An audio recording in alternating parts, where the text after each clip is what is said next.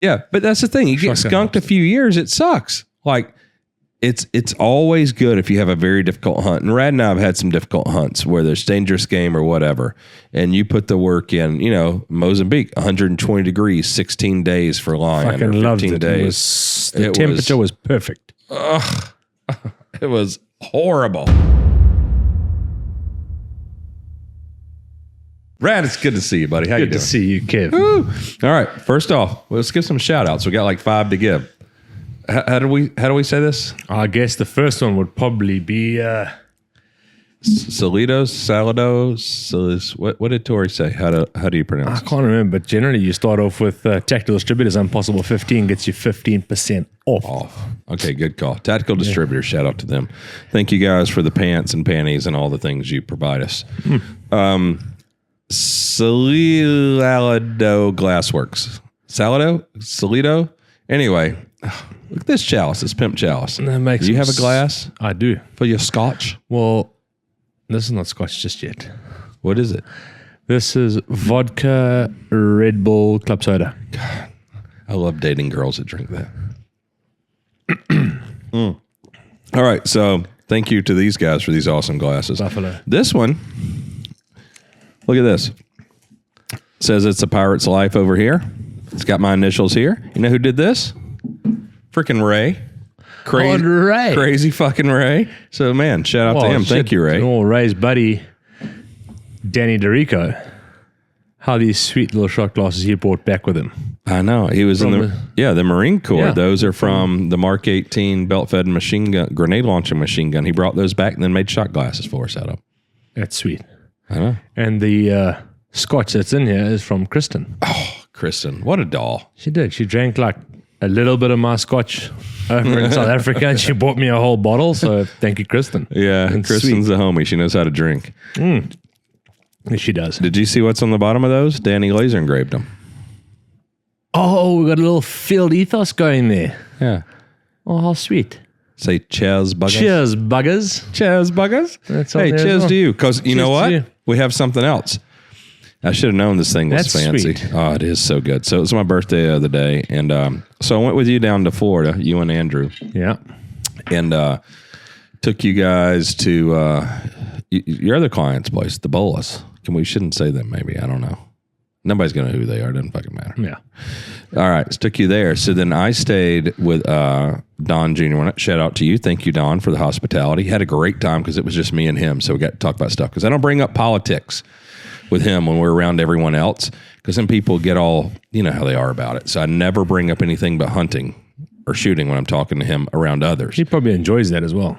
Oh, yeah, that's what he really loves. Yeah. But so it was kind of cool because we got to hang out and talk politics some because I never really ask him about it because generally when we're together, it's 5 or 6 of us. So, Yeah.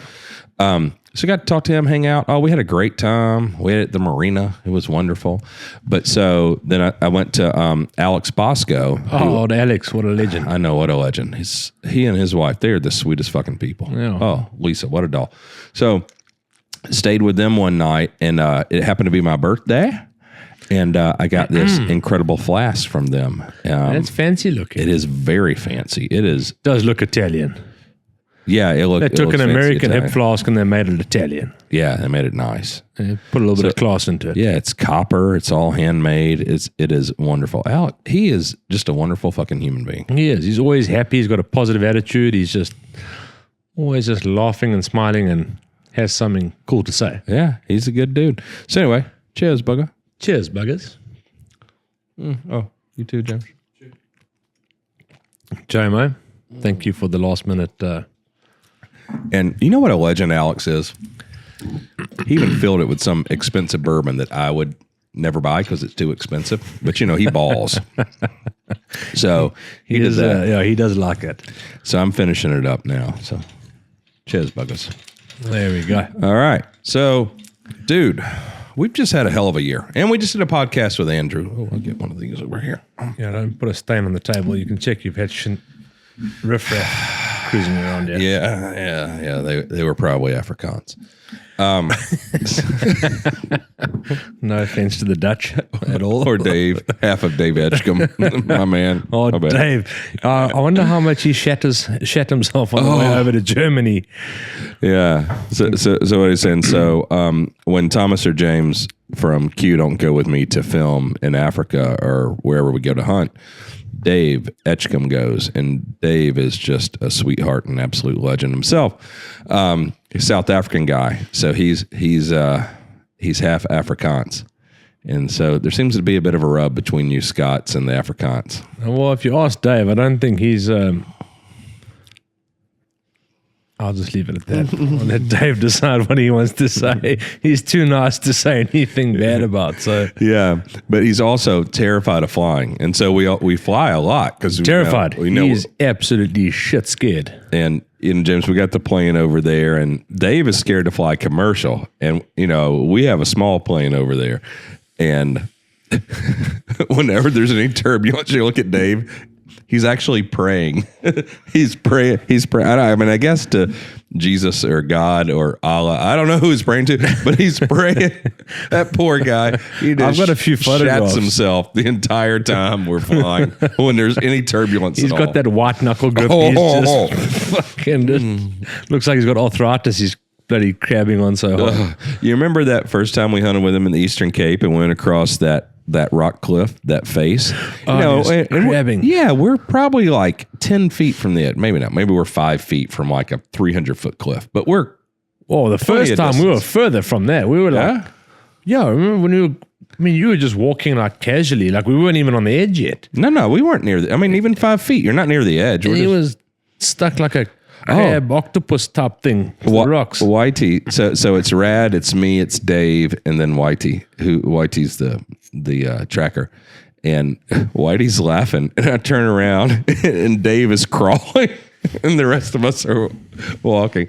I mean, to his credit, because Dave's not a young man. I mean, he's not old. He's still a kid, but he's my age. We went to school together, remember? Is he your age? He's got to be younger because you call him boy. No, I don't mean boy, but it's a different thing in America. It wouldn't fly in America. So in South Africa, fuck yokes are so temperamental. If you are younger or you're older than someone else, you call them boy, and it's almost like a term of endearment or something. But wouldn't fly here. But I heard you on the phone today. You called him boy, so he's got to be younger than not bad. Boy. Okay. Well, we were in the same class. He helped me pass Afrikaans. Really? If it wasn't for Dave, I would not have passed Afrikaans. Oh, well, okay. Well, maybe you were talking to someone else. Anyway, so so Dave is right now, he's flying to Germany. He was flying to Germany today to meet some of his clients because some people he PHs for, and they're taking him on a hunt and doing some things. So they flew him up to Germany, and he sent us a video, me and Andrew and Rad, in WhatsApp today, and it's a video out the window of the airplane, and there's like a thunderstorm and all, and Dave must have been dying. I can't believe he could send the video. He said that he had the crane grip going on the Reverse crane grip. reverse crane on the seat of the. He was not happy. I mean, he's going to shit himself if he flies over the Rockies here. Oh, yeah. I mean, when we were coming into Boston, had a little bit of turbulence, and that would have been enough for. I don't know. It's like I fly twice a week. I don't notice anymore. Like, whatever. You're either going to die or you're not. Yeah, I mean, it's the one place where I realize I have zero control, so I just don't worry about it. Like, I don't know. I mean, it's not quite the pirate's death that I prefer, but if you die in a plane crash, like, I don't know. Yeah. Not as cool as a shark. No, the shark would be cool. That would be But after watching that, what's that movie with Leonardo DiCaprio? Jaws. No. Revenant, or what the fuck? Revenant with the bear. Oh, with the bear. Ooh, after seeing that, I do not want to die by bear attack. Give me that shark all day long. Yeah, bear might be the worst. That was freaking horrible. Why not just get torn up by an elephant? That would be ideal. Ugh, that'd be quick. It would be. Trust me, when that fucking elephant hits you, Yeah, I mean the pictures I've seen. it'd be like that Ford Raptor just coming up at 100 miles an hour and just. It'd be sweet. Speaking of that, before we get into the hunting though, we just went to We were at Dallas Safari Club show, which is probably the best show. It's awesome. It was awesome. It always is. I know. Good. I saw so much cool stuff there. Oh, I love it. Just makes me want to hunt everywhere. There's so much cool stuff to hunt all over the world. There is. It was a good show for you guys. Well, especially with you standing in the booth, it made it even better. We had this little magnet. Yeah, it's never people wearing like Trash Panda shirts and having the honey badger, and it was pretty sweet. It was nice as well because if Andrew and I were busy talking to people, it worked out really well that you were in the booth because someone walked in, even if they didn't know who you were, 99% of them obviously did know who you were, or do know who you are. If they didn't, you knew enough about the company and what we do that you keep them occupied till either Andrew or I was freed up. Andrew probably owes you a bunch of commission. I was going to say, you would think I'd get a birthday card. I would get something. Don't even get a discount on a hunt. Andrew's so tight. He can back up to a wall and suck a brick out. My sack. You better take that back real quick. Nah. I had to build my own house over there. Everything. Pringle better not see this podcast. He's going to have a fucking heart attack. He's not going to watch it. I know. I'm a known liar.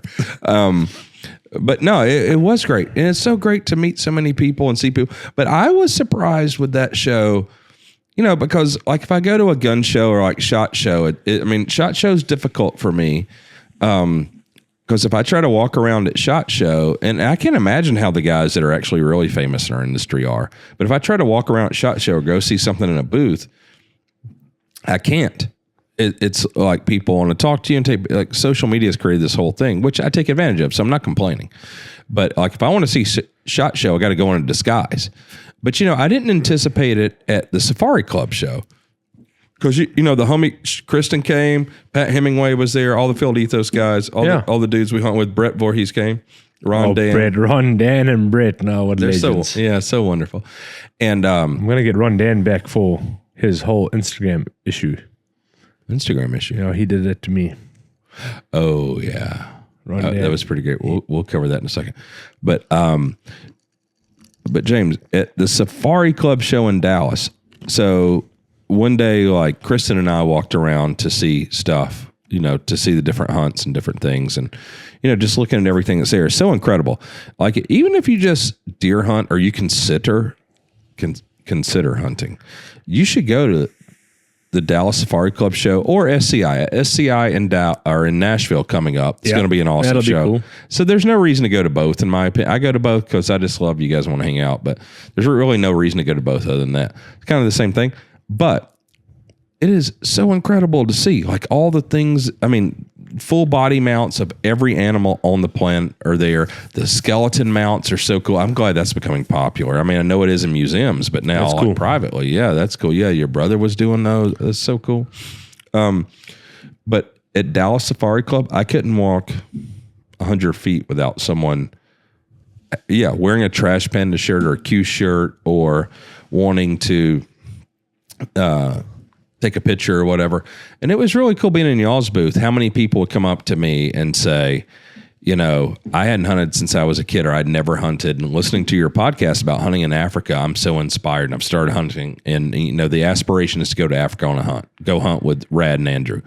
That's awesome. Also, the thing is, the reason you're so busy is you give people the time of day. I've seen a lot of other people that are, famous or well known in the industry, and they don't really give people the time of day. Where I've seen it with you, you will give it to a 12-year-old, to a guy who's freaking 75. Yeah. Someone comes up and has an interest, you treat everyone the same, which I saw. I saw it with the guy that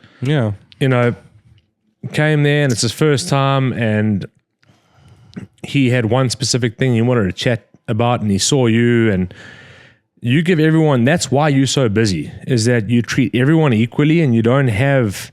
And I've seen other guys who are well known, and they brush people off, and it's just a sort of like a quick, 15-second, like, hey, nice to meet you. Oh, I'm glad you like the product. Thanks very much. Cool. All right, we'll see. I've got to run. And that's why you're so busy, is that you engage with everyone. I think that's why you are so popular, and a big part of why Q is just blown up and taking the market by storm is the interaction that you have with your fan base and customer base. Well, thank you. I don't know. It was interesting. Like Kristen at one point, she's like, "Hey, I'm going to go look at this stuff. I'll meet up with you in a while," because we're walking around and like every 100 feet someone stops. But to me, yeah, I mean, I want to honor everyone. Like for me, it's super humbling because I told Kristen, it's like, I don't get it. Like I understand social media and all, but when I said this to her, when she's like, "Hey, I'm just going to go walk around and I'll meet up with you," but I was like, "Yeah, cool." But I was like, we're standing next to these the Can-Am. Yeah, It's like a buggy, like a Kawasaki. Yeah, and they had like mule or four-wheelers, side-by-sides and all. Can-Am's pretty cool. Yeah, it's They make awesome. quality shit. I told her, I was like, I love this side-by-side, but like, I don't give a shit who owns that company or who designed that thing.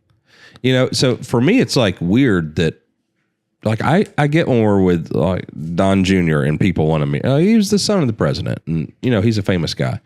But when it's just you own a gun company and people like want to meet you because of that, it's weird. But I am humbled by it. I appreciate it. And when someone wants to ask me whether it's about hunting or our guns or just say. And one thing I know where our engineers and our marketing department are doing a fantastic job is a lot of the people that came up this time said, "I want to thank you for all the innovation and what you do for our industry." You know, I mean, it's great for me to get all the credit. The reality is I do very little. But, you know, I mean, I do pay the bills and I hire the people that are doing it. It's very good. Yeah, it's on silent, but you're not apparently. So just walk on in here in front of the camera. Thanks, Jess. Good to see you. How you doing? So what is this called? Is it not? I don't know if it's Salad Dog. What? I think it's Salad Dog Glassworks. Salad Dog Glassworks. No, not salad. Salad Dog. Or That's salad. stupid. That's Fucks. all right. Salado, but it's got a G in there. You're right. Actually, you're right. Sorry, I wasn't. There's not a double G, so it's Salado Glassworks. So with your accent, no one's going to be able to find it. Salada Dogworks. Go to my personal. Yep, Salado. Okay, cool. Go to our followers or who I follow and SAL. You'll see it. Well, they make really sweet glasses. My chalice is freaking awesome. Yeah, your glass, that's cute. Do you see my chalice? You may be not pronouncing it correctly, but they are freaking sweet. And now the blue, because it's cold, is turned like milky. The blue, because it's cold, turns milky. Fuck, I need that accent. I would get so much attention. Accents in the I had that US accent. are like, You yeah. just wanted Fucking to gold. You thought I wanted to say pussy? No, I did not say that at all. All right.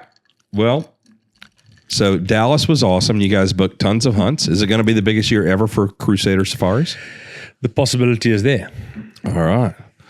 All right. Well, you and I leave when we leave in like a week to go to Cameroon. You gotta ask Tori what the date is. What's the date today? 19th. We leave in. I don't know. My math is not good. We've not had it. Do you know the date that we leave? 28th. 28th. Yes, sir. All right. So Saturday. Do I have an early morning flight? Yeah, of course you do. It's like 6 a.m. For real? Yeah. Huh? And actually, I think it's like 5:40. Oh, Red, you ass. Is it really? Fuck. Go into my app right Okay, now. let me just tell you something. My flight from Johannesburg is at 3 a.m. in the morning. Well, you're, Rwandan Air. You know how safe that's going to fucking be. you're a young man. What? 7:10 p.m. Oh, PM. I leave I'll be Joburg. drunk when I get on the plane, motherfucker. You better have not missed that flight. Not going to miss it. I'm going to get drunk at the airport Okay. because they give me And then those go to the free wrong booze. gate. I've got a 3 a.m. flight with John. They have a 3 a.m. flight? Rwandan Air. You know how safe that's going to be. I love many things about Africa, but that shit don't make no sense. 3 a.m. Rwandan Air. Get to Douala. That'd be in Cameroon. Yep. All right. Well, tell us about this hunt. What are we going to hunt, and why is it so special? The Lord Derby Eland. Yes, the Lord Derby Eland. It is the pinnacle of the spiral horn. That and the mountain Nyala, and you're going to say the bongo. Bongo. Yeah. But out of the three, bongo, Lord Derby, mountain Nyala, okay, there's a lesser kudu, and yeah, that's cool. But I would put Lord Derby at the top without a shadow of a doubt. Is that just you? Why are you so partial to it? Why is that your aspirational hunt? Just look at it. One, it's like hunting buffalo. You track it. And you're tracking. Well, so it's going to be pretty flat where we are? Yeah. I'm pretty hyped on that. So, You know, Daddy's been drinking and not working out. fun. Trust me, the heat, you'll lose. You'll sweat it out. Don't worry. So you're tracking. And buffalo, you can track buffalo for a long way. But generally, you pick up buffalo tracks. You can pick them up from the day before, and you're not going to track them as far as eland. I mean, eland, you've seen them. Those things cover ground. Oh, yeah. You know, that's the ice machine taking a shit. Rad, I thought that was you farting again. Trust me, if I could make it sound that tight, I would do it more often. Yeah, prison, what it'll do to a man. Good Lord. Yeah, eland, it's kind of like elk here in America. Like they can just cover so They much cover ground. ground. And the thing is, you're tracking them. They're browsers. They keep moving. I don't know about up there as much as I do in other areas, like when they're feeding a mapani, because mapani release a tannin, they move pretty fast when they're browsing. So they move, they cover ground. So you can do anywhere from 10 to 15 miles a day tracking those things. It's seldom you track buffalo unless you're in an extremely wild area where the buffalo are like tuned up and skittish, that you have to track buffalo that far. And they're wide awake. Well, I hope I can do it because I've seen, I mean, they don't shoot that many of them because Some pretty old fucks that do it. So yeah, I'm sure you can do it. Yeah. so the Lord Derby, so that's just in the CAR or in Congo and Cameroon? Cameroon, CAR. They say there's some in DRC, but yeah, only place you hunt them now is Cameroon. CAR, some guys still operate there, but you know, you hear mixed reports about that. So I'm not going to go and ditch CAR. I know there's some good areas, but rather than, I mean, other than just being rare, what's special about the Lord Derby eland? well, obviously its horn size is the biggest. The longest horns, they are incredible. It's coloration, and we've timed it perfectly. Well, if you take history and you look at the time of year, we've timed it perfectly where you're going to get that big mop, that rough on its forehead where it's black, it's thick, it's matted. Obviously, it stinks. And his neck is swelled up. It's big. It's black. It's just prime. During the rut. And, and it's like a prime. goat where they piss in their beard. The Yeah, Lord so Derby. he'll piss on the ground and then he rubs his forehead on it. And Yeah, so an eland is actually the most delicious animal on the planet. oh yeah, we're taking biltong spice with us. Oh, okay, cool. make And biltong. then, so like beef jerky is what he's talking about, but he's trying to be It's fancy. better than beef African. jerky, but yeah. So the mop. So that it's pretty cool about eland. Like part of the way that you age or judge them, it's like body size, it's horn size, but then the mop. So they have like this hair that grows, and when the bulls get mature, they have. They also that hair sort top. of it with I think with the testosterone and everything running through their bodies, that hair actually grows and it gets thick. And then when the rut's over, they actually lose a lot of that hair. So you're looking at the horns. It's like anything. You can tell when something's old. You know, he sort of just gets a bit of a Roman nose, his neck, his body, his structure. Yeah. So that big thick mop, they don't have that all year round. When the rut finishes, they lose a bit of that. But some bulls will always keep a little bit of that mop on the forehead, even out of the rut. Yep. Not as thick, but it's Yeah, we bushy. should It'll just be there. post a picture here of a It'd probably better if you just Lord post it. Derby eland in Yeah. the rut. You can see. So All right. So they have Savannah buffalo there. We're going after that. they do. They got that. They got Western Roan. Got a few other things. There's The blackface impala. no, that's Namibia. Whatever. That's they've also got the Harness Pushback, which you're wanting. Yeah. Be a good one. Well, wait, back to the buffalo. How does the Savannah buffalo compare to the Cape buffalo? A lot smaller. It's got like miniature water buffalo horns, like a lot smaller. You get ones that are sort of an orange color and some that are black. It just depends. Sometimes they're like almost black on the front, orange on the back, or full orange. They are known to be aggressive little buggers. So It's going to be fun. yeah, it's not quite as aggressive as the forest buffalo, and they are very similar to the forest buffalo. But they're cool to hunt. It's something completely different. Not as big body, they're a lot smaller, but they are known to be quite aggressive. And I don't know if that's just them in nature or if that's got to do with the terrain they live in and with the pressure they've been put under in the past and present. But yeah. Yeah. Well, I'm excited about both of those. And we're going to full body mount both of those if we can get it done. Put Yeah. them at the lodge. The Lord Derby is going to be huge. It's going to be so awesome. I mean, the coloration on the Lord Derby, I mean, it may not be as big a body as a Cape or a Livingston, but it's just, it has to be one of the most beautiful, if not the most beautiful animal. I mean, in terms of the African species. The bongo is beautiful. The bongo is a challenging, tough hunt in terms of the terrain you're hunting them in, but for the most part, you're hunting them with dogs. Yeah. Whereas- That hunt's going to suck, I think. But I want one. It's going to be it's going to interesting. suck in the terms of how physical it's going to be running through the vines and the forest and everything. But the Lord Derby, one, it's unbelievably beautiful animal. Yeah.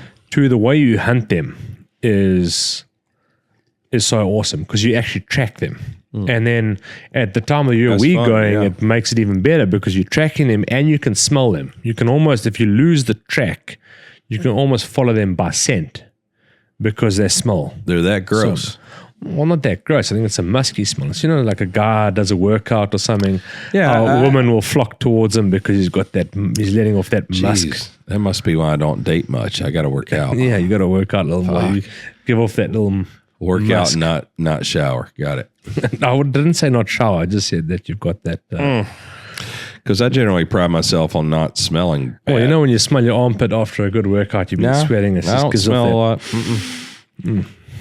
Smell All like right. mountain goat. Your knees are rougher. They're rougher than a goat's knee. Yeah. So we can't take the fix into Cameroon. So we're taking this. No, we cannot take the fix. It is. It looks too paramilitary. Yeah, well, they are of French descent, so they are a little bit temperamental, which is not uncommon in the French culture. So, yeah, it does look a little too military style. Fuck knows what you're going to do with one military style looking firearm, where they think you can assassinate many a person. But I was looking forward to assassinating a Lord Derby and a with the Savannah 8.6, buffalo. Oh, yep. it would have done some damage. So they said no, we can't take it. So we're taking this Winchester Model 70. This is really cool because shout out to Nick Schaefer, Oh, Nick. the head of engineering at Q, who was the lead designer on the fixed rifle. When he worked at Browning Winchester, he bought this receiver in like an employee cell, and then he made this barrel and put this rifle together, and he bought a stock from like the salvage bin because it had some dings in it, and he finished the stock and everything. So he built the gun. The gun's slick. He hand built it. And it was so cool because when I realized I couldn't take the fix, then I had a couple of other 375s that I own and take them to the range. Neither one would function properly. So I was like, oh man, I know. Shit. You got a nice 375. I have two nice 375s and both of them shit the bed. So I asked Nick, because like I could go get like a Seiko or something, a nice gun. But It's got everything. It's got a rod action. It's Yeah. got a barrel band. It's well, got and shout out to Jason Vincent at Field Ethos. He sent me a brand new Winchester 375 Safari grade awesome. to take. But by then I'd already talked to Nick, and I was like, Nick, hey, I hate to ask you. I know it's your gun, but here's what's going on. You think I could take it to Cameroon, shoot the Lord Derby? He's like, oh my God, that would be so awesome. Like if you kill some stuff, you kill a buffalo and a Lord Derby. He was so excited about it. So then when Jason contacted me saying he was going to send me a gun, I was like, my man, I'm sorry, but I'm going to take Nick's. He's actually excited I'm going to use it. And so Jason, to his credit, he's like, fine, hey, just export it, take it to your place in Africa, and we'll have a gun there we can use. Oh, that's awesome. Yeah. So, I mean, well, look at it. I mean, he's done, I love the stock because it's got this, you follow the grain and the back end of it. It's beautiful. Something happened there. It's pretty awesome. Yeah. And I mean, I bet you when Nick built this gun, he never ever thought that it would be going, I mean, maybe he thought he was going to shoot a buffalo one day, but to go shoot a Lord Derby and a Savannah buffalo, I highly doubt it. And I felt the action and everything about it. It is on point. Yeah. Yeah. Nick's a doll. He's good at what he does. The gun's awesome. And he's so excited. So that makes me happy. And it's cooler to me rather than just, even though I super appreciate Jason sending the gun, we're going to export it. We'll shoot stuff with it over at Crusader. But that Nick like built this whole gun. Well, you've also got a direct connection to the fix with Nick being involved. That's true. So anyway, so we'll do that. So this is pretty interesting. This is the first time I think we're hunting together that I'm not using the fix. I know. You've bought the double rifle that you have over several times and still haven't shot anything with it. It's hard to put the silencer on the double rifle. true story. But also this has no silencer. But they get, maybe I should have taken the double too, and then I could have killed the buffalo with the double. I didn't think about it. Then we could have taken. Going in there, you just want to have as little paperwork as possible and just one all-round rifle. 375. They've got a 375. If you lose your ammo, they'll have ammo. Just you take something that's common. Yeah. So Winchester Model 70 and 375. There we go. Can't beat it. It looks normal. They're not going to shit the bed when they see it. If they'd opened that gun and case by up, that, you mean put me in jail. Yeah. I like that. If you'd opened up that gun case and there was something with a folding stock that looked military style, they would have had an absolute conniption shit fit. And we would have been trying to explain that one. It would have been a disaster. Y'all motherfuckers are so backwards over there. Us.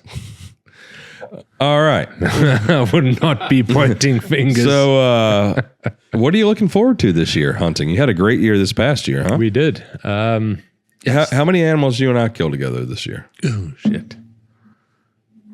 I don't know. Couple hundred? Probably. Hey, have we talked about the leopard hunt yet? I think we did briefly one day, but we should hear more Touched about on it. I think we touched on it with Andrew. Oh, we did? Unless you spoke about it on a previous podcast. I don't recall. But that was in Mozambique on the Tanzanian border. And a property had never been hunted before. They just opened up almost 1 million acres. Yeah, it was R4 and then Nyasa. Yeah. Yeah. So how'd you like that? We shot a Livingston Eland. We shot two. Two thugs. Yeah. The one was a proper thug. Ooh. Yeah, he gone blue. So the Livingston school, we should put a picture up now too, because it has stripes kind of like a kudu on it. It does when they, you'll see it on the ones that you shot. The second one, it's got a few stripes towards the back end, but the front end, he's just worn all his hair off his body. Yeah, He's gone like leather, like a dark blue, like a navy blue. Yes, that's kind of a thing when they get in the rut and they're old and they're big, really mature during the rut, like they have no hair, and it's really just the hide that you see, and it's a blue color. So when someone says a blue bull, that's what they mean. Yeah, I mean also it's just a sign of age as well. Yeah. So that was pretty great. Oh, those Mapani bees and the Tsetse flies. Mapani flies. Jeez. Yeah. Well, actually, you're right. The Mapani. It's actually a Mapani bee. They make honey, but they don't sting. I think I swallowed like 10 of them. I'm a mouth breather, so I guarantee you I swallowed more than you. Ugh. A couple of days, you and I just had our shirts and stuff over our head, and we're just sitting there crying. Miserable. And the closer you get to the animal, the more, and then there's no wind blowing. It's just. But it's almost, these are the things where you think about how, like, you feel like you really earned it. Like it's incredibly hot. We're sweating our asses off. It's I don't know what it is. It's the breeding season for the Tsetse flies and the Mapani bees, and they are everywhere.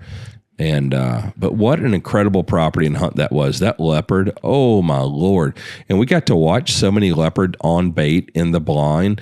And I'd seen one or two leopard before when you and I are hunting, but leopard, you just see them for a split second generally. And we got in blinds and watched them come in on bait, and they are so graceful. And I don't know if there's anything more beautiful than a leopard in the wild. No, I mean, they're just, the way they are, they're just so majestic. Yes. Everything about them, even when they're jumping up a tree or eating a piece of meat, there's nothing that's raw and like rough about them. They're not rough edged. They just, it's like a rounded, smooth action. Everything they do is just got finesse and they're smooth, and they're just from jumping on a tree to, he falls off the tree eating a piece of meat. He just still lands on all fours. He's not clumsy. Do you remember that? So we're watching this one. It was the first leopard I'd seen for any amount of time. And he comes out like 10 feet in front of us. Remember, in front of the blind? Mm-hmm.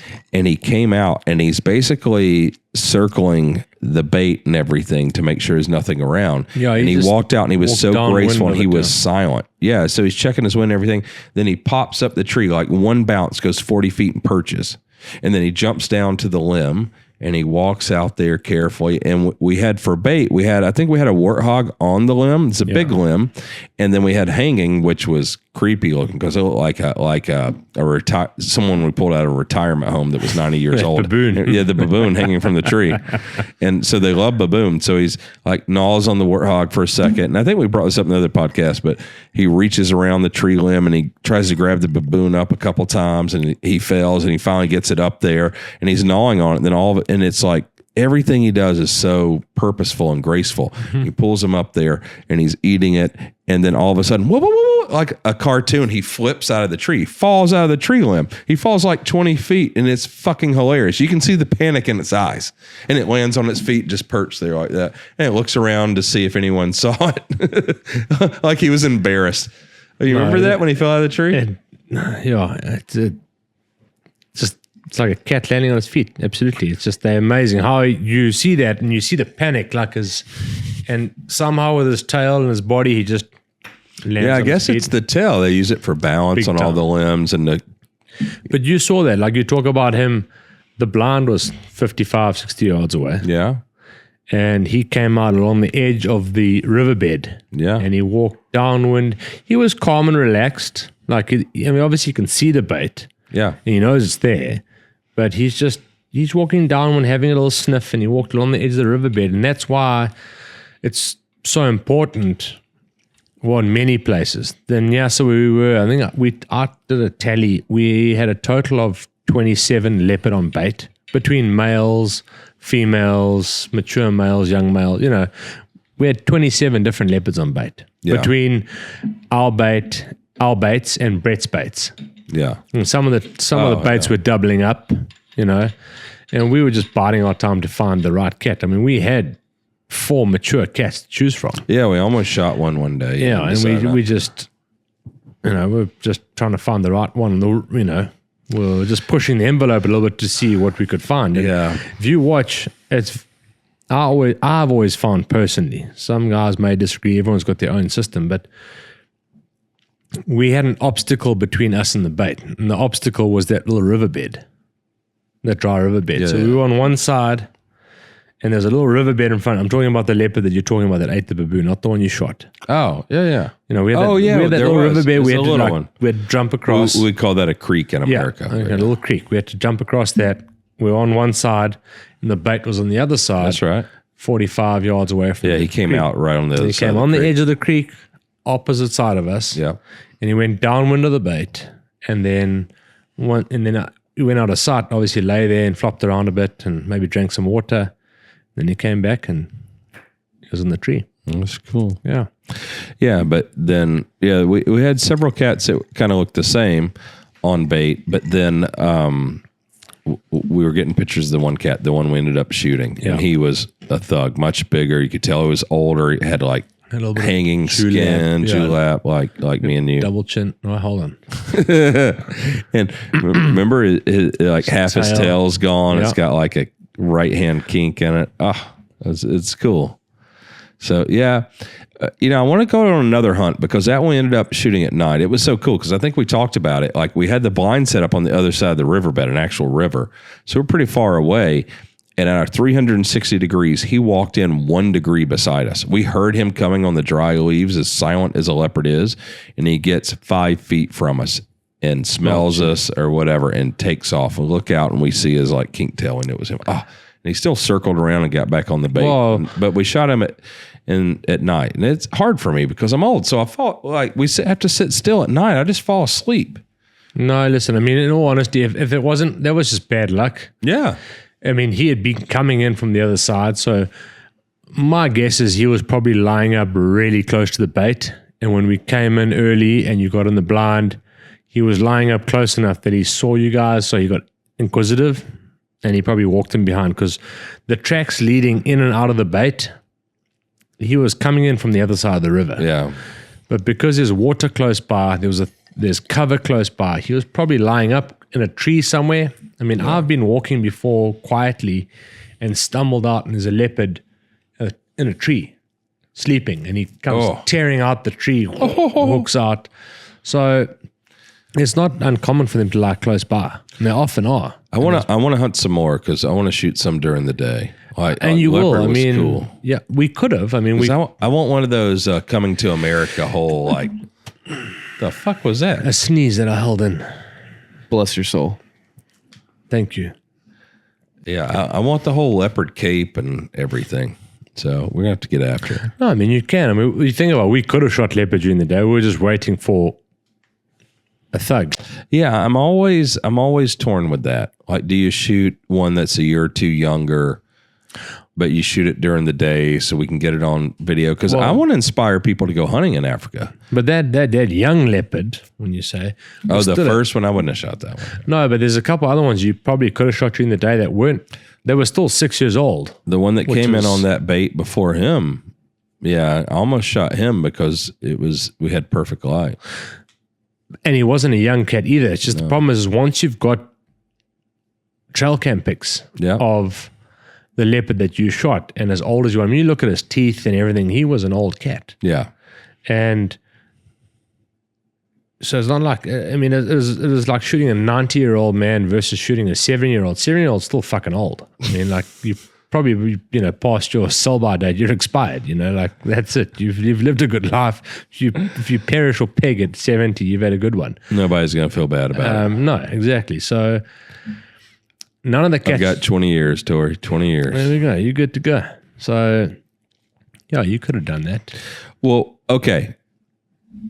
What'd you think about the girls coming to Africa? How'd they do? Like with them not being here. We'll pretend Tori's not here now. Or Jess. Oh, yeah. The girls? Well, maybe we just talk about Amy then. I will say. Tasmanian devil. Oh, my God. Whoa. I will say out of the three girls that Amy was the one that I anticipated would shoot a kudu and like maybe a warthog and then wouldn't hunt anymore. I didn't think she would get into it.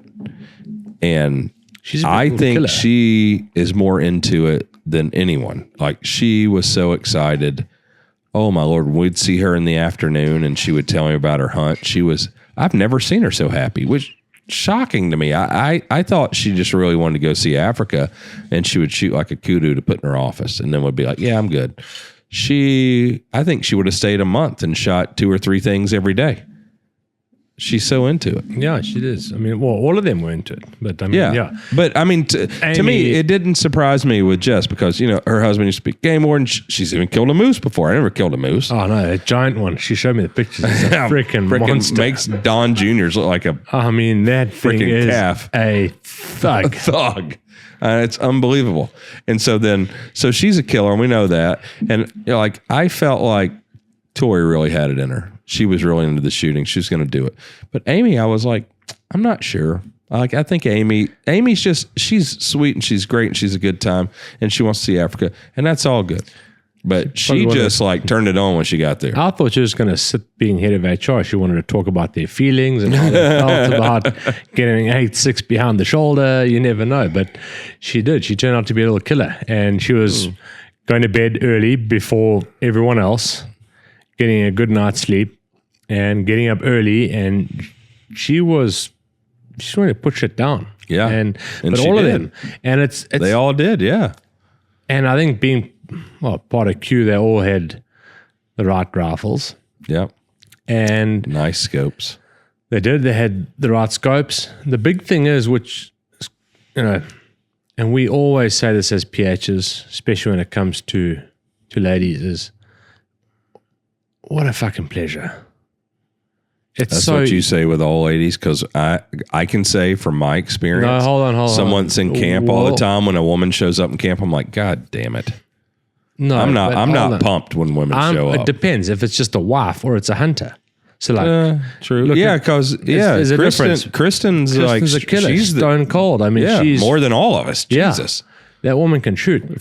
But the big thing is having ladies as a guest or a hunter. Yeah. They'd have no ego, and they listen. And you can tell men like, okay, Sounds like me. you can say to them like, I want you to aim here. You see that, like the third stripe? Put it there. They don't argue. You know that there's a little bit of wind and your bullet's probably going to shift. So it's still a safe place to aim. And if the bullet shifts 2 or 3 inches, it's going to slap it in the crease, in the arm. We're done. We're tickets. And the guy's going to sit there and overthink and overanalyze, and like he's got an ego and he's like, fuck that, I'm not going to listen. He's told me I'm just going to say yes, and I'm going to hold it to the On left. the crease, yeah. On the second stripe. And then what happens? He blows the front shoulder off. We've got a fucking rodeo on our hands because you didn't listen. Rodeo. Oh, I don't like rodeos in the Eastern Cape. The mountains, that's some. Stitch. Off we go. So girls listen. Yeah. Girls are not high maintenance when it comes. They are high maintenance in every other degree of the Brother, word. And preach it. They are. Fucking in tell every me other about aspect. In every other aspect of our lives, it's high Yeah, maintenance. tell me, divorce. Tell me all about it. But when it comes to hunting, they are the most low maintenance creatures out there. They listen. They are unbelievable shots. They squeeze the trigger. I think that's They just our don't jerk. girls. I think Yeah, that's well, the just Q cute. girls, they punched it home. They wore the Q brand and they pushed it to the finish line. I was so impressed. I mean, I was impressed, but I was also like, You were anticipating? I went, yeah, absolutely. Well, I knew they could all shoot, but I don't know. Like they got into the hunting so much. That was so cool. They worked hard at it. They climbed. They did everything. Well, with that said, so they all use 6.5. What do you think about 6.5 for African animals plains game? If you don't know how to shoot, it's a shit caliber. Why you say? Well, hold on. I may have said that wrong. It's all about shot placement. It's a small bullet. It's a 143 grain ELDX, which is phenomenally accurate. I love my 260, I shoot a 143 grain ELDX. I know It doesn't I bring you have the heads. Yes, you have bought me many. It's a beautiful caliber. It's an accurate caliber. Yeah. It's not a heavy hitting. It's not a 200 grain or ELDX or 300 Win Mag. or a 300 Win Mag. It's got the power. It's got everything behind it. So, But it is very shootable. oh, absolutely, 100%. Provided you put the bullet in the right place. How many? That goes for, hold on, without saying it goes for everything. So, but if you're going to shoot a 6.5 or a 300, you're going to shoot a 143 grain ELDX or a 200 grain ELDX. You've got you've got room for error with a 200 grain with a 300 Win Mag, 200 grain ELDX versus a 6.5. Yeah. But like all the ladies did, they took their time, they squeezed the trigger, they put the bullet where it's supposed to go, and it did the job as well as a 3.3 at Lepua. Because they put the bullet where it's supposed to go. They slapped it. It's got good penetration. It does the job. It's everything. But Yeah. if you just go out there thinking that you've got a 6.5 Creedmoor and it's a very accurate rifle and it's going to do the job, but you don't put the bullet where it's supposed to go, you're going to shoot off. You're going to be following a dog for a long way. So 'cause it doesn't have that, I know you hate the word knockdown, but it doesn't have the... Well, how many clients show up with 6.5 now? What's becoming the most common caliber for plains game? That is a very popular caliber. And we're starting to get a lot of interest now in the 6.5 PRC. Yep. As a new one that's coming up. And then I think the 7mm is also one that a lot of people are talking about now as well. You know what I don't... Here's the thing that I think is cool about 8.6. So 6.5 PRC or 300 PRC, it's like all these things. You could even say 458 SOCOM. They're great for killing, but ammo companies develop them based just on ballistics, and there's not a gun to fit in them or for them to fit in. Like, I would far rather someone brought out an 8.6 than a 6.5. What? Oh, really? Oh, if you're shooting, If you're shooting us at 300, it's better. Yeah, it's better. But the thing is, like, look what you've done with it. We're a silencer and gun company, and then we develop a cartridge. We know what needs to function in the gun. Like when Hornady or whoever develops 300 PRC, it's a weird length and size. It doesn't fit in the guns. You have to have basically a bolt gun with a non-detachable magazine because there are no magazines that accept it. True. Maybe the Barrett mag. But so what's the delivery system? How do you feed it? And I think that's where it's something inadvertently that Q is becoming very good at. And in a past life at our old company, we did 300 Blackout to fit in the AR-15 magazine, that gun. Now we did 8.6. It's to fit in a 308 magazine. So what is everything we can do to get the most performance out of that? So you can just have a barrel swap only. With a 300 PRC, like we have to develop a magazine and a whole new gun. Or it has to be the traditional 700 or whatever action that's an odd length that it's it's a box magazine within the gun that's non-detachable. Well, look at your arsenal. When you arrive in South Africa, I'll pull out your big Pelican case. I've put it so that there's 3 boxes, and they're all ammo boxes filled with magazines. One's 6.5, one's 8.6, and one's 308. Yeah. And it's all the same mag. And we've now had like different colors, and we're sticking stickers on them to like the stickers are this, the white mags are this, and then on the 8.6 we've got 2 sets of mags because one's super and one's subsonic. Yeah, I mean it's all the same. You can flip it, and what a pleasure. Yeah, I mean I love the 6.5. It's a beautiful caliber, but you got to be on point. 8.6 I like because it's got some. Yeah, I mean you've seen the impact and how the animals react. Subs and supers. I mean, we've smacked some shit with that thing properly. I mean, with subs, to me, it's like shooting stuff with 6.5 or 308. I mean, that's shooting them with subs. Let me ask you this. All right, to justify what we've done with 8.6. Yeah. So, the average shot when in South Africa, when you're hunting with someone, what's the average shot distance? Average. With anyone or with you? No, anyone. I don't count because I'm a legend and I shoot far.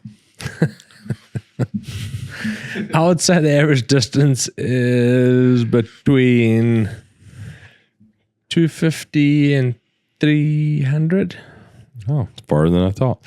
Well, it's what we did with. Wait, hold on, but you got to take into account how many people we have hunting now, and it's changed over the last 3 years. Yeah. Yeah. Before that, I mean, I thought 300 was like fuck far. And I would say it's changed over the last 3 years or so because, your turreting system, people have been watching videos, especially like, with what you've been doing. And a lot of people have, over the last 2 years, have taken that into account. They've been watching that. So things have changed. So yeah, I mean, I can't look at 10 years ago because that doesn't count. I mean, it's the last 2-3 years now. It's got further. So guys are comfortable with bullet technology, the rifles they're shooting, and the scopes that they're using. And I think optics is a major part of it. 270 from 5 years ago versus now, or a 30-06 from 5 years ago versus now. The turreting, scope technology's changed quite a bit. Vortex is something that's come out that's very affordable. The EOTech, the EOTech's a machine. Yeah. So I think that's changed the game quite a bit. So your average shot has increased over the last few years because of people being more confident, watching videos, YouTube. That's awesome to hear, yeah. Yeah, it's changed the game quite a bit. With you saying that, 250 to 300, what we did was, you just said that you're an expert in your field. You say that. Well, I'll fucking say it. I've hunted with a lot of people. You are. And even your boss said you're probably the best PH in South Africa. He has to say. And he has a trophy that says he was the best in 2015. No, he didn't have to say that. And I probably heard him to say that, but he did. And but you are in your field. And, your field is about harvesting, killing animals. That's what it is. For whatever purpose, people like it or hate it, that's what it is. The idea is to hunt, stalk, shoot, recover an animal. But also with the military work that we do, over the years, talking to, soldiers in not just Army infantry, but tier 1 groups, the most elite guys that actually shoot everyone during the war, all the bad guys. And they're snipers. Like even at those groups, the snipers, like the average engagement is less than 300 yards. And that was kind of the point of 8.6. Like we did 300 blackout, the requested Navy. I've talked about it all the time. And that was so you could have super and subsonic 30 caliber bullet that was good for a short barrel, short range in an AR-15 delivery system or an M4 delivery system. But with 8.6, we're basically 3X that. But what Ethan and I wanted to do was 99.99% of the shots on animals. So if you're Rad Robertson or you're, G.I. Joe sniper, 99.99% of your shots are going to be inside 300. So let's make that solution. And that was 8.6. We can do that, and you and I have done it many times with 8.6, with super and subsonic at 300 yards with a gun that weighs 5 pounds with a 10 or 12 inch barrel. If you are, I'd go as far as saying if you're 350 and less with an 8.6, whether it's a 9-inch or a 16-inch barrel, you are in deep shit. Yeah. That gun,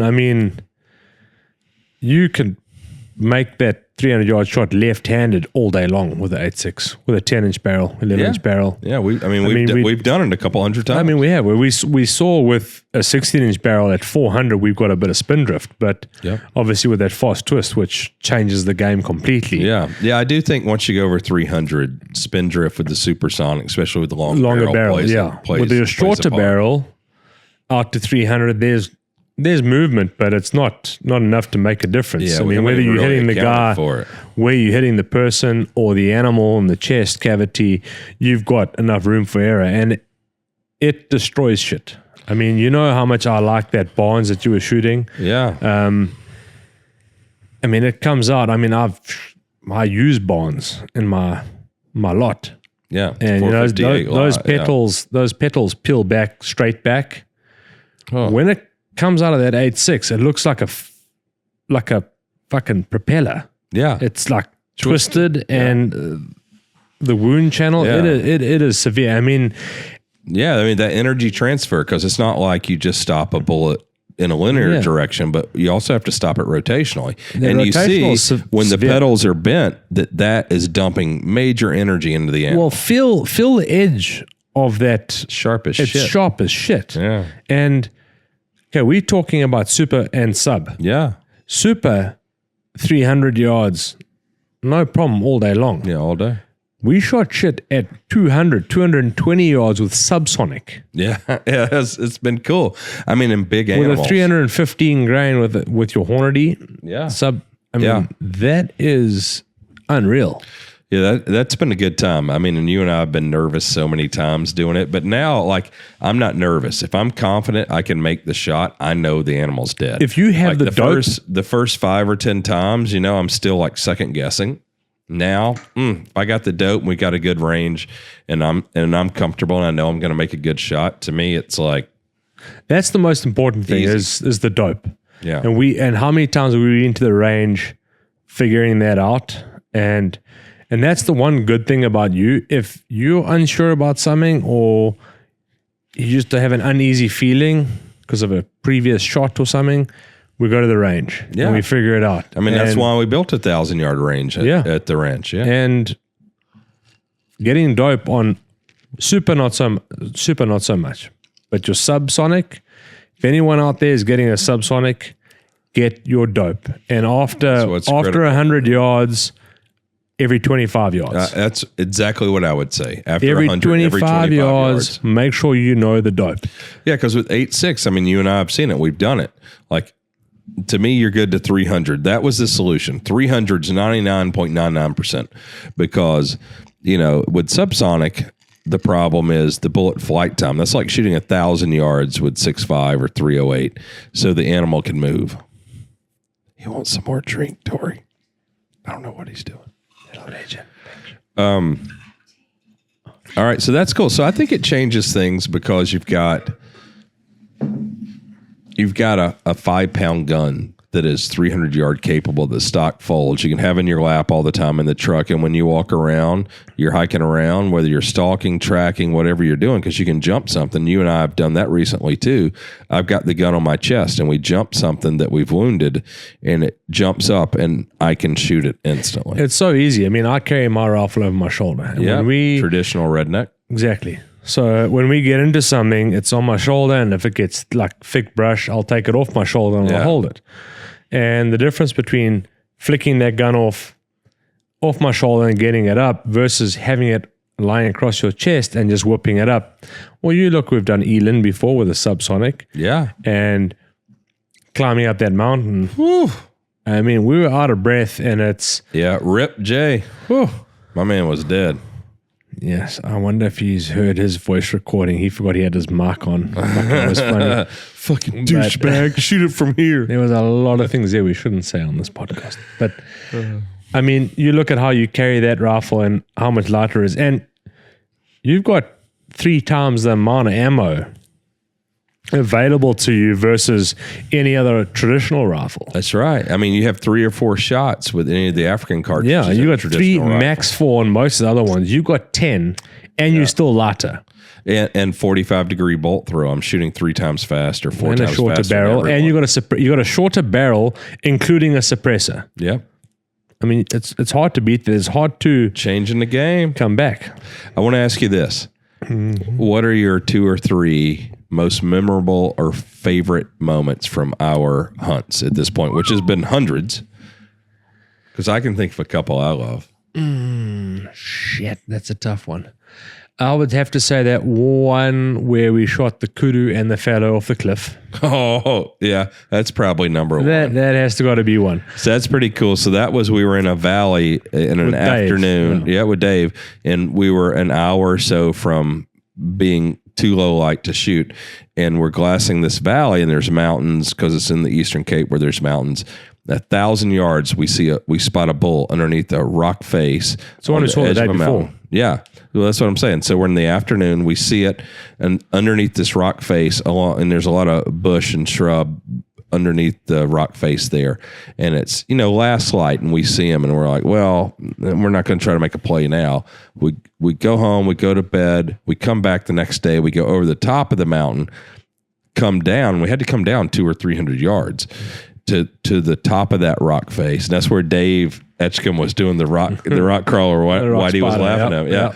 And then and that was one of the most impressive times I've ever seen with you as a PH. You're a legend, but that time was exceptional. You laid on your stomach over the edge of that rock cliff, which is a few hundred feet in the air, and you're looking in the bush. And so we spent a couple hours doing that, and you find one little patch of that kudu through a hole in the bush. And it took me like 20 minutes when you saw it and were telling me to where I could finally see it, because there's a little patch on its ass and you could see one stripe. And you're like, that's that kudu bull. And I'm like, Red, you high as fuck. How do you know that's that kudu bull? And you're like, well, it's the rut. There wouldn't be another bull up here, and that's a bull. And I was like, And we wait a couple hours. You remember we're sitting there, and I was like, because I love the fallow deer, and I was like, wouldn't it be awesome if I shoot this kudu wakes up and I shoot it, and a fallow runs out, giant fallow, and I shoot it? And sure enough, we wait a couple hours, and I'm getting like hungry and irritated and agitated and like impatient. And I'm like, you think we could throw some rocks down there, try to wake it up? And I asked Whitey. Whitey's like, yeah, throw the rocks. Like, I think Whitey was getting tired. Whitey's about as impatient as you are. Yeah. And so we start, and I was like, you don't think it's going to like wake up and look right at us and bust us and like fuck off, won't get a shot. And you're like, no, it's not going to look at us. And we start, as long as we're quiet, it won't look at us. So we're quiet and we're throwing the rocks. You throw a couple smaller rocks, nothing happens. We still see its little spot of ass down there in the bushes. And all of a sudden we throw a bigger rock. It's like we're looking at each other and we look down, he's standing up looking right at us. Exactly what you said he wouldn't do. Someone's made a noise too loud. Must have. But to me, that was a great hunt because you remember that? Like I'm pointing down like this. And by this time, like I'm shaking like a motherfucker. I'm not supported very well, but it's like basically 100 yards. Shoot him. Bam. Make a good shot. Get lucky. He runs out of that bush. And so I'm chambered another round. I'm trying to get on him, but I'm like all unsteady and shaking. And we just see blood pissing out of the other side. Blood was pumping. I mean, he's 150 yards and we can just see it's like a water hose. So it's like, remember he went in the erosion, like flipped over, he's dead. And Whitey starts yelling at us, which Whitey never says anything. And we look over here and the biggest fallow deer in the history of the world is running the opposite direction. He was just going, Shia. And I don't know why it paused at that cattle fence because I got on him. Cattle fence was like 2 strands of wire. I mean, yeah. So I mean, he could have just gone right over it, but I was shaking. I was on him and I was shaking so bad I wasn't comfortable with the shot. And I lowered the gun, and he's at like maybe 100 yards at this point. And I lower the gun and I start taking a couple deep breaths, and I get back on him. And I lie down, and didn't you lie over the top of me? I remember lying down saying like, well, just use my body as... I can't remember if you did or didn't. You tell me to use your fast. body all the time. And I'm like, yeah, nah, it's only been a few weeks. I'm good. But I don't remember that part. But so I took a deep breath and I supported myself. And for whatever reason, I'm about to squeeze the trigger. He is full out sprinting. And I could tell, like, I mean, we all could. Like, we could just see, we couldn't see the palms, but we could see how wide he was. But his ass was huge. I would still be crying. Oh, we could tell he was 50%, 100% bigger than every other fallow deer. And took a deep breath, got back on him, supported myself, and I'm about to shoot. And then he all of a sudden just slows down, almost pauses. And it's like perfect. He gives me a shot. Like, those little couple strands of wire, it freaked him out. And had he still kept going full sprint and just leapt over that thing, he would have been gone in like 2 seconds. He would have crested, it would have been done. And he paused and bam, and he rolls through it's so beautiful. So to me, that is one of my best memories too. Because remember, we cut the heads off both of them because it's like 1,000-yard mountain, and we carried the heads down, and then we did the sensible thing, and we got staff to come carry the carcasses out. Yeah. So I'd say that was one of them. Yeah. That eland hunt we did with Thomas. That. Yeah. No, hold on. I'm excluding all our dangerous game hunts. I'm excluding our buffalo, our lion, all that sort of stuff. I'm talking about South Africa only. Yeah. Dangerous game is a different category. So that would be one. The eland that we did with Thomas after we did that hike, and I was filming the eland, Thomas was filming you. We smoked that with the 8.6. That would be another one. And then you remember when the Stormberg, that mountain reed buck that had no horns that you spotted? We thought it was a doe. That was so funky. Yeah. That was cool. That was a good hunt. That was cool, and that was a good shot. It was cool. The one horn with that background, the picture we got, that was scenic. Most beautiful picture I have. I would say the other cool hunt that I really, really enjoyed. We had so many, so it's hard to. But the kudu and the fellow, that one hunt, that was one. The eland we did, that was another one, a very memorable one. The third memorable hunt was the first animal we shot with 8.6 subsonic, and that was in that mist and drizzle and rain. We snuck up and we smoked that zebra at 60 yards, and it was a through and through. Oh, yeah. That was a big moment purely because the first animal with subsonic. And we didn't know what was going to happen. We didn't know what was going to happen, and it went right through and pummeled it. So 30 yards. It was lying dead. By the time we were able to run up there, he was dead. Stone dead. Yeah. So it's pretty hard to pick 3 Yeah. sort of specific hunts, but those three stand out a lot. Well, the next day or two, when we shot that zebra at like 224 yards, 220 yards, so many yards. Yeah. that was a cool experience as well. Because remember, we were glassing off the mountain and we saw the eland herd, and we drove down there, and we parked, and we're gonna start hiking in for that eland herd, and we parked, and we hike a little, and we turn around, and there's a herd of zebra on the side of the hill there, and we decided to set up and shoot those. Yeah. Yeah, that was incredible, because that was the first. I mean, that's probably the first long intentional subsonic hunting shot ever. I mean, it wasn't. I mean, 224 yards. I mean, that's a poke with subs. For subs. Yeah.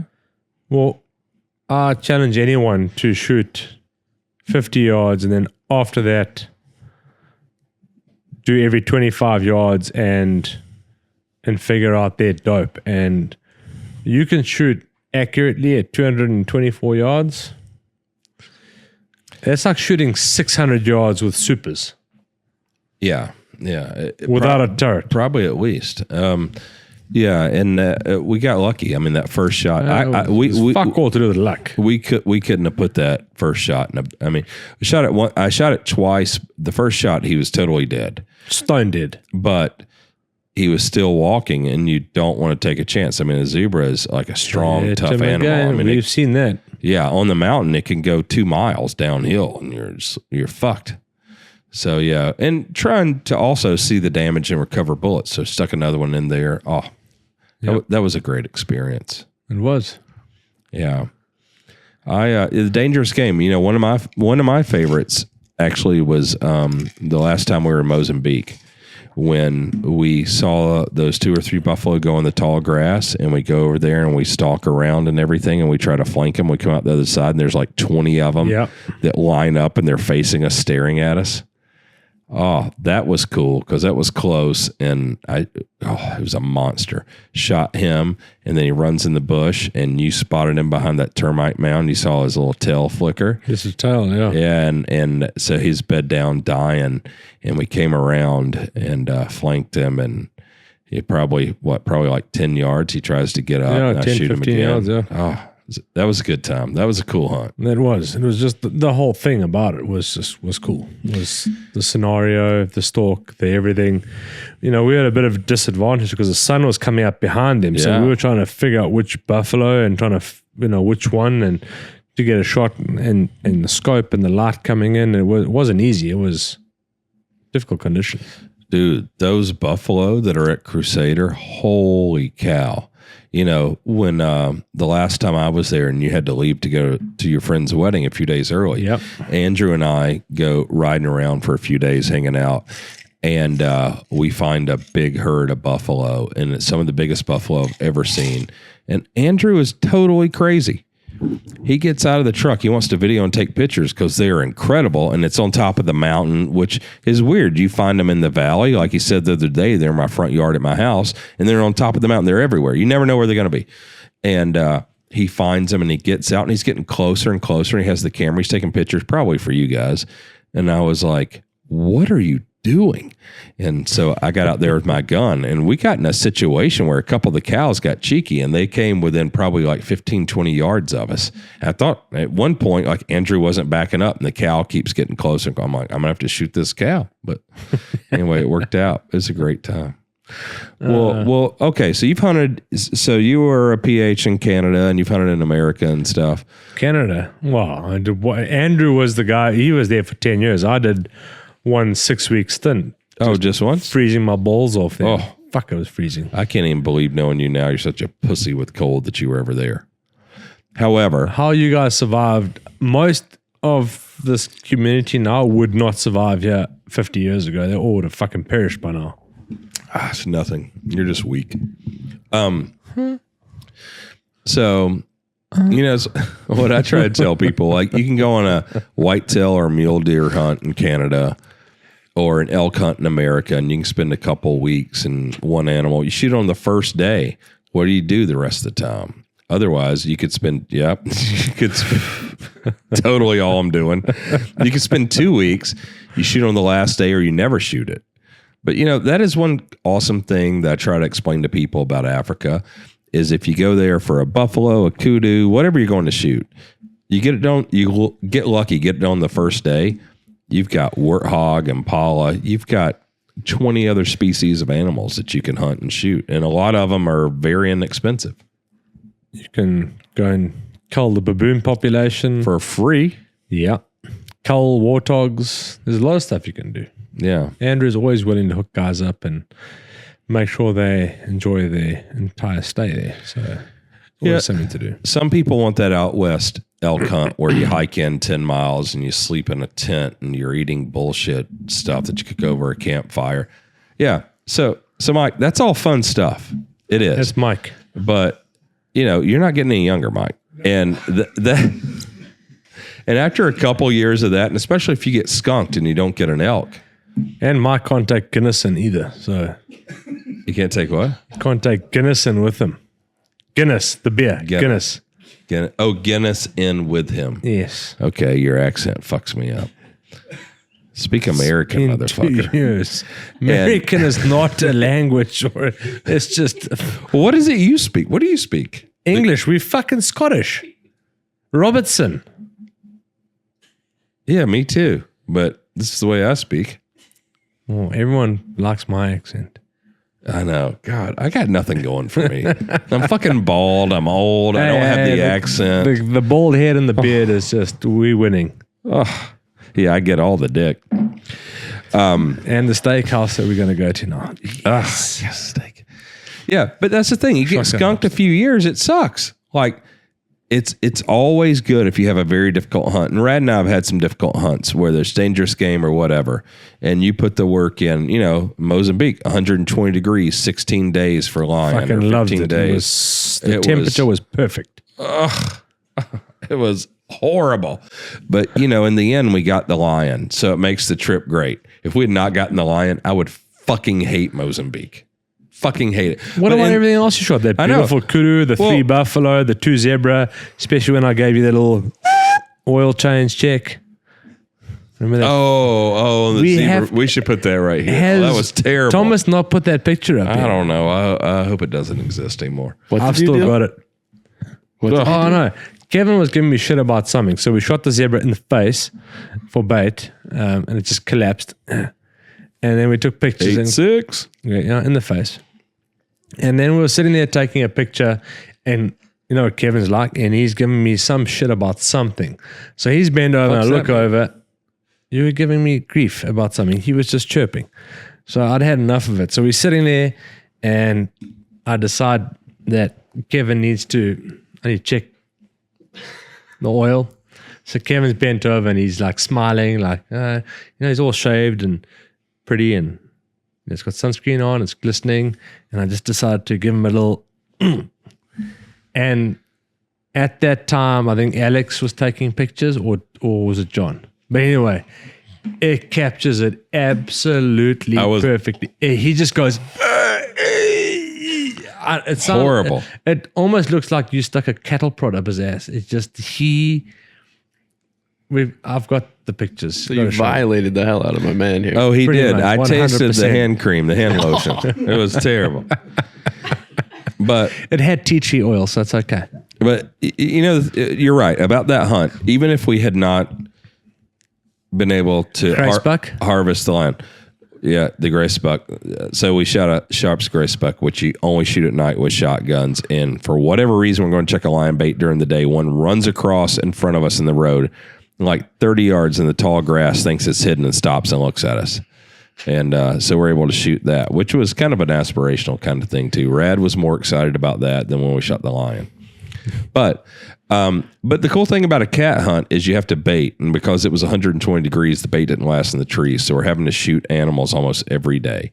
And that's kind of the difference between a lot of American hunts. I still love whitetail hunting, but it's hard for me to go out west and spend $15,000 to go on an elk or a mule deer hunt when I know I can spend that going to Africa and I can shoot 10 animals and it's all inclusive and I can have a great time and I'm not sleeping in a tent. I've got a hot shower and a comfortable bed. And I don't know. I mean, I'm always saying it. That's true. Well, and you get to hunt with Rad Robertson, the greatest Scotsman ever. Don't say that. Second greatest. Your daddy's getting old. What about Thomas Pringle? He was pretty cool. Oh, he was cool. Got his gravesite. Did you girls go there? Did we all go there together? Or Tori and I did. on the camera. You guys did? With me, yeah. Went to the church, right? Yeah, I see. I'm Yeah, a good yeah. tour guide. Hell yeah. All inclusive, full package if you come with me. Full package. Yeah. Yeah. So Thomas Pringle, that's Andrew's like grandfather, seven generations great, ago. yeah. So he was like a famous poet, and the Queen gave him the land down there to settle.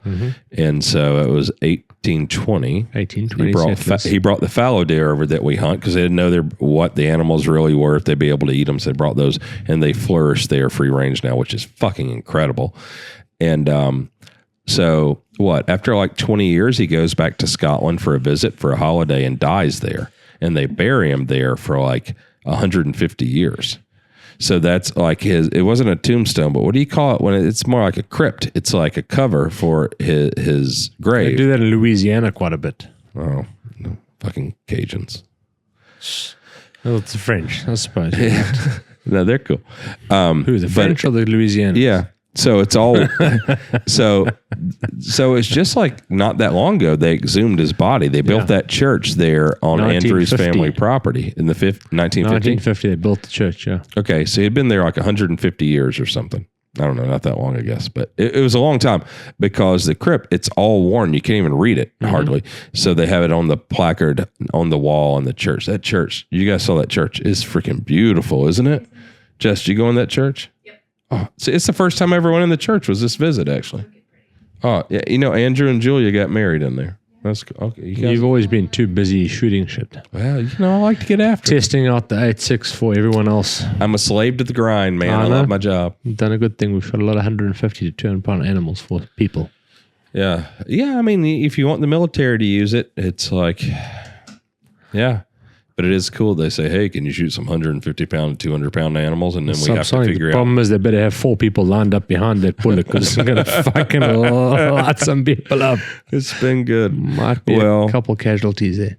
Rad. I've enjoyed our hunts, or those two, but also our hunts so much. And I'm so glad you've come to visit. And God, we're going to Cameroon. It's going to be so fun. I hope 10 days time, we're going to be sweating our balls off, walking 10 to 15 miles a day. I hope that's what we're doing, and we're not in a Cameroonian prison. That would be so great. No, we'll get out of it. A couple Benjamins would be good. Okay, so Jess, we got to take cash to Cameroon. But man, I just love the adventure so much. Well, many more to come. Oh, so many. And yeah, if you're listening, if you doubt me on the hunting, so every year in like January, February, Dallas Safari Club, SCI. SCI seems to move around. Obviously, Dallas Safari Club's in Dallas, which is cool. Dallas is a great town. We have a Always great the time. same, yeah. So SCI was in Vegas last year during the SHOT Show, which was convenient for me, but I hate Vegas. But it was convenient because I had to go to a SHOT Show. But this year it's in Nashville. Country music. Oh my God, Chris Barrett. You know our buddy Chris Barrett. So they sold their company. What? Yeah, to an Australian company. So our man Chris is retired now. And I couldn't be happier for him. It was so awesome. He's a cool dude. He is the best. He really is. I mean, he was the man who inspired this whole, Also true. he has inspired a couple of these fur coats. Yeah, and he did that belt buckle for me, so I wore it in his honor the Wear first that day to of SHOT Mexico, Show. you get to get out of jail free there. That's right. So Chris, so we're going to Nashville for SCI. So I told Chris about it. He's pumped. He wants to hang out with us. So Awesome. we're gonna have a party. We're gonna have a party at his bar, the Red Door, I think it's called, in Nashville. And so I think he's opening another one soon, in another city. But so we're gonna have a great time here. It'll be epic. So we leave this week, next week, to go to Cameroon. We're gonna be what are we there? 2 weeks, 2.5 weeks. 2 weeks. Well, just over 2 weeks. The hunting is 2 weeks. So we'll be there for my birthday and Valentine's Day. Oh, really? Surprised your birthday's not Valentine's Day. It's the day before. Of course it is. Of course you know. All right, so we'll be there for your birthday. Absolutely. All right, Can't I'm gonna wait. get a Rad Robertson tattoo and a heart on my ass. Please don't do that. I'm totally doing it. Please don't. And so we're going to do that. Then we are coming back to America, and we're going to the Maker's Mark Distillery. I think it's Maker's Mark. Yeah. Yeah. So we're going to do that, and then we're going to do the We show. only just got invited today. Well, on your approval, obviously. I doubt that's up to me, but Rad, I love you.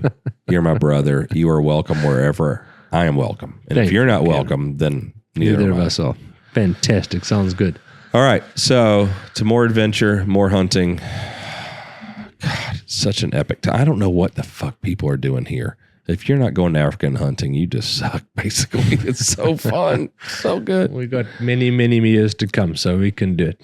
Oh, and now we have the beach place. So we're going to start fishing, hunting from the pontoon boat. Just me, because everybody else doesn't get to do that. I get the full That's quota. special permission. Yeah. All right. We'll get it done. Anything else you want to talk about?